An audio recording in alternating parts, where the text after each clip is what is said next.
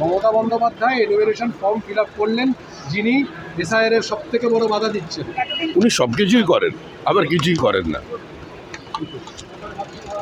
উনি কোভিডের সময় ভ্যাকসিনকে কটাক্ষ করেছিলেন, কিন্তু নিজে প্রথমেই ভ্যাকসিন নিয়ে নিয়েছিলেন। এগুলো সবাই মানুষ জানে। তবে এসআইআর একটা সাংবিধানিক প্রক্রিয়া, ভোট শুদ্ধিকরণের কাজ চলছে। সারা দেশের মানুষ এতে অংশগ্রহণ করেছে, সমস্ত রাজনৈতিক দল সহযোগিতা করছে। বিরোধিতা তো থাকে, রাজনৈতিক দলে একে অন্যের বিরুদ্ধে আক্রমণ তো করবেই, কিন্তু যেখানে national interest, national security compromise হয়ে যাচ্ছে, র্যাডিক্যালাইজেশনকে বাধা দেওয়ার প্রশ্ন আসছে, আমাদের গোটা পশ্চিমবঙ্গের সীমানাটা ধীরে ধীরে একটা বদলের দিকে যাচ্ছে। তো সেক্ষেত্রে মুখ্যমন্ত্রীর কাছ থেকে যেটা প্রত্যাশা করার ছিল, সেটা হয়তো মানুষকে তিনি পূর্ণ করতে পারেন, যার জন্য মানুষও সিদ্ধান্ত নিয়ে ফেলেছে, আর নয়। কালকে মুখ্যমন্ত্রী বক্তব্য রাখার পর দেখা গেল যে মহিলাদের বিক্ষোভ স্পেশাল অবজারভারকে ঘিরে সাউথ চব্বিশ পরগনা শ্রী মুরুগান যিনি রোল অবজারভার ছিলেন, ফলতায় গিয়ে মহিলাদের বিক্ষোভের মুখে পড়েছেন। আর মঞ্চে মুখ্যমন্ত্রী বলছেন যে নাম বাদ দিলে রান্নার যে সরঞ্জাম মা বোনেরা রেডি রাখবেন, সামনে আপনারা থাকবেন, পিছনে পুলিশরা, সামনের সারিতে মহিলারা থাকবেন। উনি স্বাধীনতা সংগ্রামী মনে করছেন নিজেকে। মুজিবুর রহমান ও দেশে ডাক দিয়েছিল, সেই বক্তৃতার নকল এখানে শোনা যাচ্ছে। যাই হোক, উনি চেষ্টা করে দেখুন।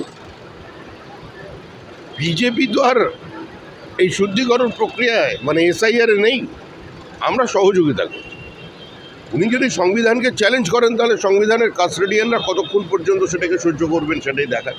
আপনি দেশের নিরাপত্তা চ্যালেঞ্জের মুখে পড়ছে বলছিলেন কিছুক্ষণ আগে। কাকদ্বীপে এক অনুপ্রবেশকারীর হদিশ মিলেছে, যিনি মিজোরাম থেকে মায়ানমার হয়ে এরা ঢুকে পড়লেন, কিন্তু কেউ টের পেল না। কিভাবে ঢুকলেন? দেখুন, পশ্চিমবঙ্গের সঙ্গে বাংলাদেশের যে সীমানা আছে, সেটা অবৈজ্ঞানিক পোরাস ওয়াটার বডিজ দিয়ে ভরা। একমাত্র রাজ্য এই মুহূর্তে পশ্চিমবঙ্গ, যেখানে একটা বিস্তীর্ণ অঞ্চল, কাঁটাতারের বেড়া নেই। আর শুধু বেড়া দিয়ে রাখলে হবে না, এখানে কেন্দ্রর ফোর্স এবং রাজ্যের পুলিশের সঙ্গে যদি ঐক্যবদ্ধ কোনো প্রচেষ্টা না দেখা যায় এবং রাজনৈতিক ঐক্যমত্য যদি না থাকে, সর্বোপরি জনসচেতনতা যদি না থাকে, তাহলে অনুপ্রবেশ বন্ধ করা যায় না। ওই একজন দুজনকে নিয়ে কিছু গল্প তৈরি করছেন।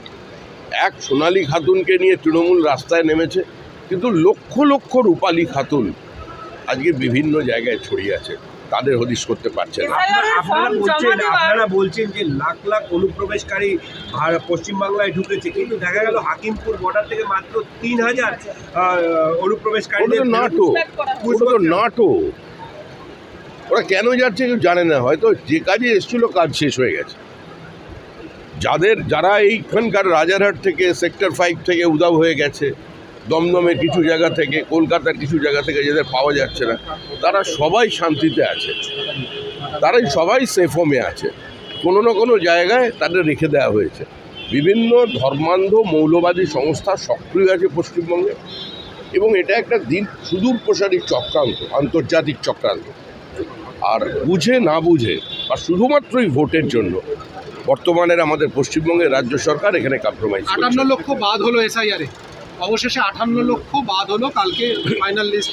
আরো রাজ্য বিজেপি সভাপতির প্রতিক্রিয়া কি থাকবে? এখনো পর্যন্ত আমরা তো চাই ভারতবর্ষের মানুষ ভারতবর্ষে ভোট দিক, পশ্চিমবঙ্গবাসী যারা এদেশের বাসিন্দা তারা ভোট দিক। এবার সেখানে কজন নাম বাদ গেল, কজন নাম জুড়লো, এটা তো কোনো আলোচনার বিষয় না। তবে দেখতে থাকুন।